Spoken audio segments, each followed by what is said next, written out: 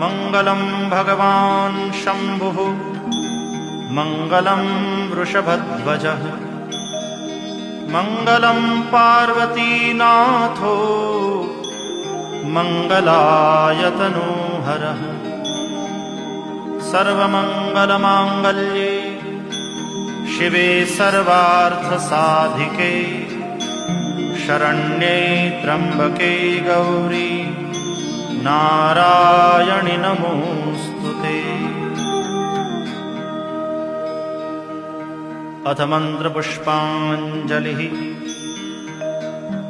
ॐ जग्नेन जग्नमयजन्त देवास्तानि धर्माणि प्रथमान्यासन् तेहनाकं महिमानः सचन्त यत्र पूर्वे साध्याः सन्ति।